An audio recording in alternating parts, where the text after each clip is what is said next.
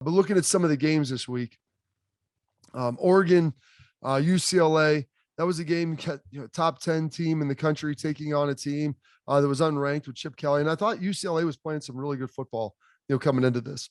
They've had some struggles, obviously, earlier this year. They've got, the big victory over LSU to start the season. But Chip Kelly has this team performing and running the football at a pretty high clip. DTR's did a pretty good job for him.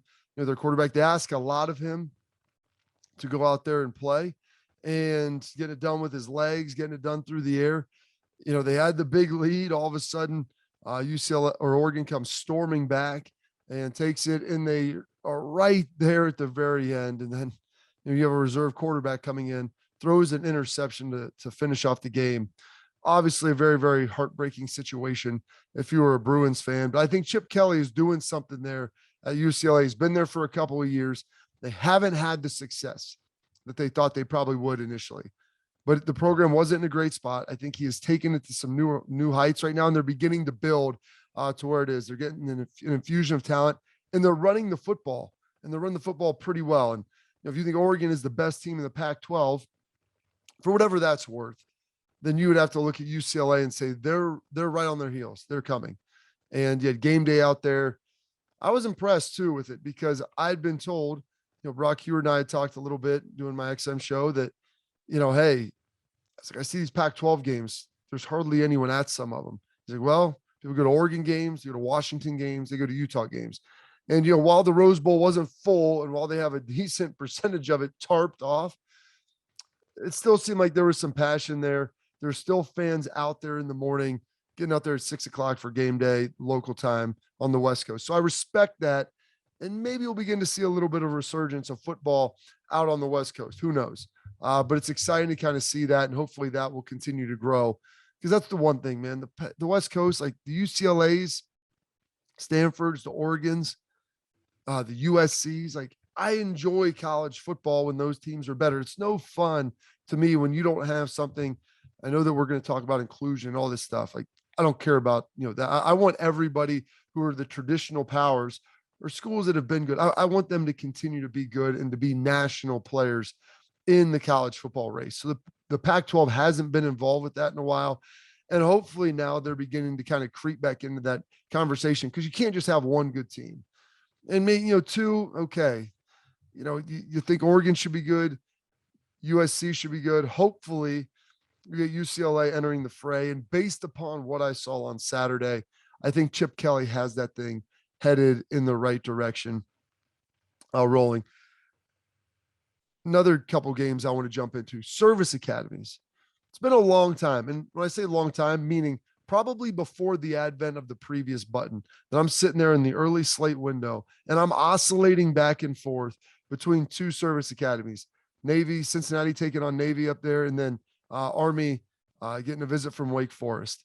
And going back between those two games, I thought this was the week the Wake Forest finally lost.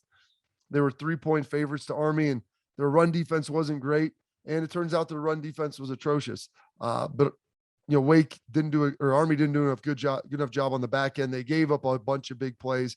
I mean, the rushing numbers and total yardage numbers in that game was ridiculous. It was 70-56 for a team that wants to run the football, and this big play after big play, ripping stuff off. So flipping back between that and then Cincinnati takes down the midshipmen 27-20, finds a way to get it done. And for Cincinnati at that point, with that game, it's a survive and advance thing. And I don't think voters ever hold service academy wins against teams if they're closer than maybe what you expected, because everyone understands a service academy, you're playing that triple option. It is a game isolated unto itself.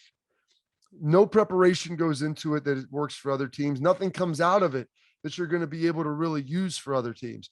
And so the service academy product, like as long as you win the game, I think the voters for the most part say, we're not going to penalize you because you took the credit, you scheduled one of these teams. Maybe they're in conference. Maybe it's a non-conference game, but you're playing a team that not many people want to play simply due to the style. Guys firing off, cutting your guys at the legs, doesn't feel good.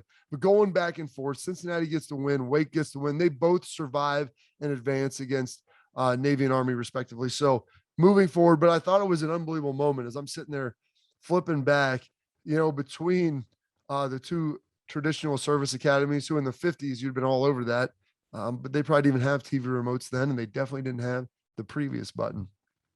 So nice to see the academies playing well, and it's good to see those other Wake Forest continue to win.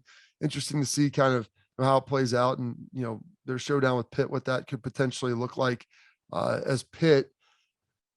I never thought I would see this. Two quarterbacks that were Heisman Trophy favorites to win the season, big national media deals with DJ Uiagalelei and Spencer Rattler, Oklahoma, Clemson.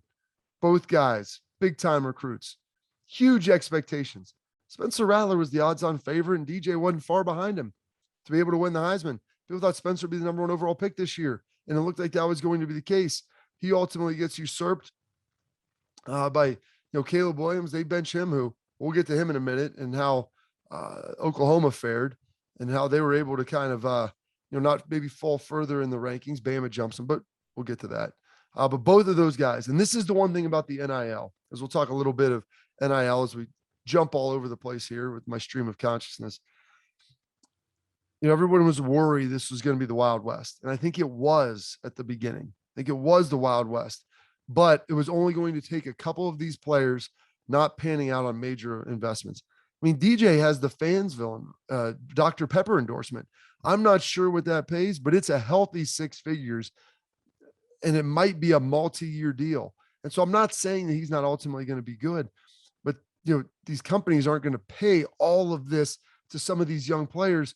And when you're making futures bets on them paying out later, like you're paying them to pan out now, to be a product on the field right now. And so Spencer, who knows if he's even at OU by the end of the season, and DJ gets benched. Now they bring him back because ultimately it looks like a punt was thrown up when he left the game, but they got outdueled by Pickett at Pitt. And so I know that Clemson's had some struggles, but you thought DJ would still at least look good. But I think there'll be some lessons learned from this first round of NILs and everything that's ultimately happened, where some of these companies are going to get burned a little bit. And all of a sudden it's pump the brakes, player. Let's hold on. Let's start getting guys who are proven commodities. And maybe we'll wait a little bit longer before we just jump into bed with some of these players. So that's those two guys. I just find it funny as I was looking through the Heisman Trophy odds, you have to be a starter, but both of them now have been benched after this weekend, even though DJ ultimately came back in the game. When I flipped back and forth as I'm watching the games, I thought he was hurt. And, they just set him down for a little bit before Dabo threw him back in there. So you understand what's happening. And I think this NIL train, not that there's less money given, but I think it's smarter money and it's more judicious money moving forward, so that you're not giving it to guys who are not ultimately representing you on the sideline and not on the field.